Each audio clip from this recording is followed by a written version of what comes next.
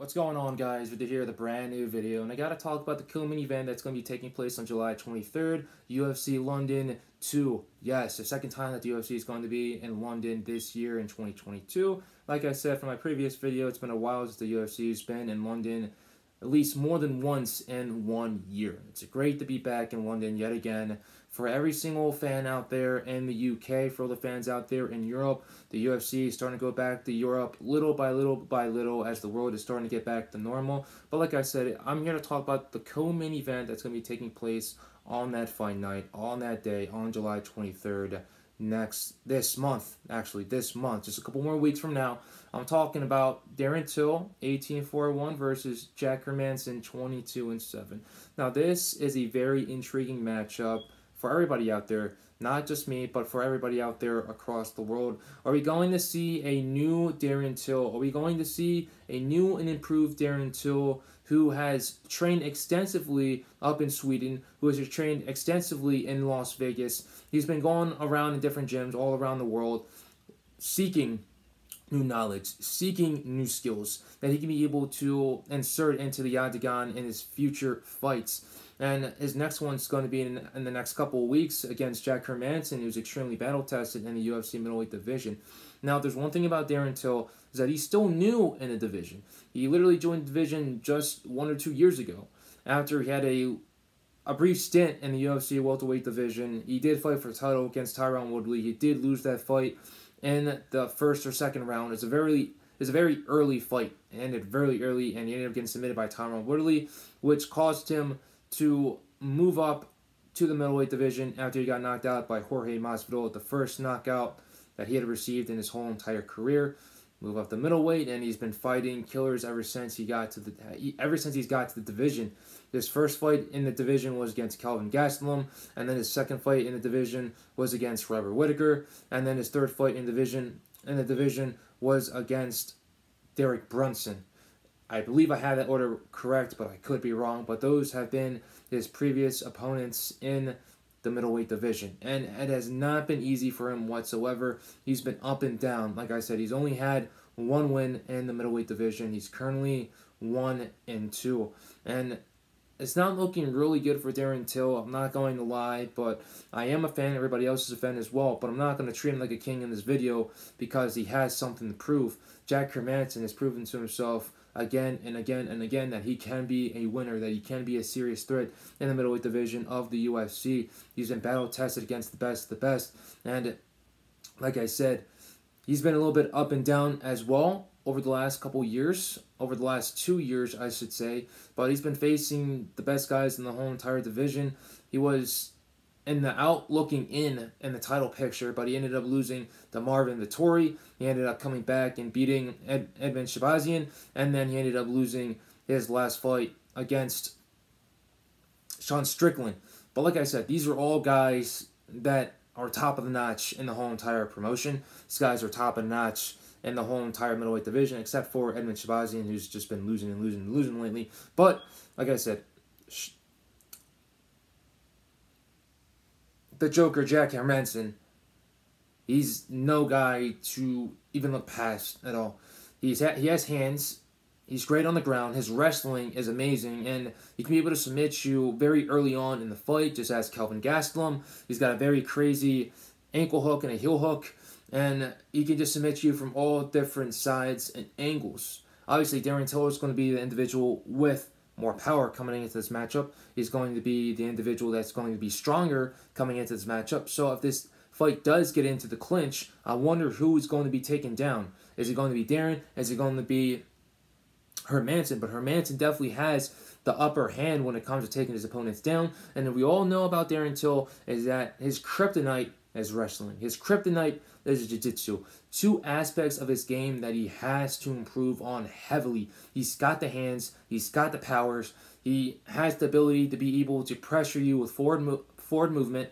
And as we've all seen in the past, that when Darren is the one that's being pressured, he usually ends up being finished or knocked out. And that was proven by Tyron Woodley. It was also proven by Jorge Masvidal. And it was also proven by Derek Brunson. Obviously, Derek Brunson was getting tagged in the fight against Darren Till. Darren Till brought his strength. He brought his power. He could have finished him if he wanted to, but it was the takedown attempts that eventually got to Darren Till and ended up getting Darren Till submitted in that fight very early on. And if I'm Jack Hermansson, I'm going to try to wrestle as fast as I possibly can. I'm not going to try to engage in a fist fight with Darren Till. It's just going to spell a lot of trouble for you, especially someone that got knocked down by Marvin Vettori, who has less power than Darren Till. So if I'm Jack Hermansson, I'm definitely going to try to use my movement, move to the left, move to the right, definitely feint with the jab, fake with some combinations, try to get in to an entryway to go in for a takedown. I'm definitely going in for a single leg. A lot of people would definitely like to go in for a double leg, but if you're going in for a single leg, you can be able to elevate the leg that you currently have and be able to trip the other leg that's still keeping the fighter up and get them down that way pretty easily. And Jack Hermansson is a pretty strong individual, so he can be able to go through that single leg gateway to be able to get that takedown. Because if he goes for a double leg and they're against the fence, he's only be exposed to Darren Till raining elbows on him just like this, as we've seen in multiple fights, and those elbows hurt a lot. They usually end up resulting in fighters going from a double leg takedown and switching over and transitioning over to that single leg. And if the single leg doesn't work, then most fighters usually disengage and meet back up in the middle and reset. But like I said, Jack Hermansson, he's got a chin. It's been a very long time since he's been knocked out. The majority of his fights that he's lost have been by decision, so it's not going to be an easy night at the office for Darren Till to get Jack Hermansson out of there. But maybe he might have a little bit more motivation because he is going to be fighting in front of his home crowd. Obviously, he's from Liverpool. He's going to be fighting in the O2 Arena in London, England. But like I said, people from around the UK come to see Darren Till because he's not only just fun, he's not only just entertaining, but he's a great fighter at the end of the day. And great fighters tend to attract big crowds, and Darren Till is a big name. Obviously, this fight was supposed to go down a couple years ago, but it didn't, and ended up getting canceled. Both these fighters went their separate ways, but now both of these fighters' paths and careers have realigned yet again, and now they're going to meet, and someone has to lose. And if anyone in this fight is going to have an upper edge, you got to give it to Jack Hermansson because he's been in this division longer than Darren Till has. He's faced more steeper competition than Darren Till has, and Darren Till has less fights in this division than Jack Hermansson has. But even though Jack Hermansson has had the steeper competition, Darren Till has faced the higher ranked guys.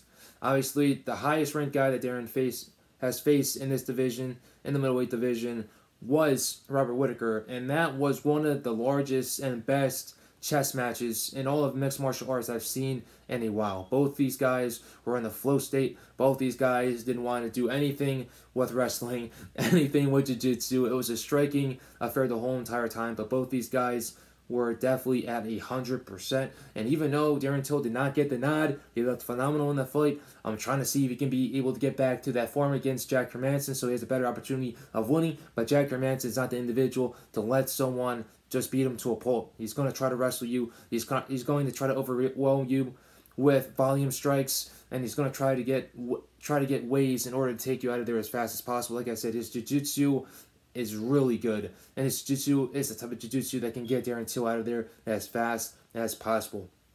And if Jack Hermansson is able to get Calvin Gastelum out there in the very early seconds of round number 1 via submission, you can definitely do that with Darren Till as well. But like I said, Jack Hermansson's key to victory is definitely going to be trying to go for that takedown and overwhelm Darren Till with some ground and pound, leading into a submission attempt to try to win the fight. And Darren Till's best chances of winning is the takedown defense. We all know this. Darren Till is not the best when it comes to defending against takedowns, and when he's on the ground, it's very hard for him to get back up. So as a result, Darren Till needs to defend the takedown, number 1, and forward pressure is going to be the name of the game in order to set up his shots to go in for that devastating shot to win via knockout or TKO. That's his best way of winning. If not, then he's definitely going to have to play a little bit of a chess match like he did with Robert Whittaker against Jack Hermansson and see if he can be able to win via unanimous decision.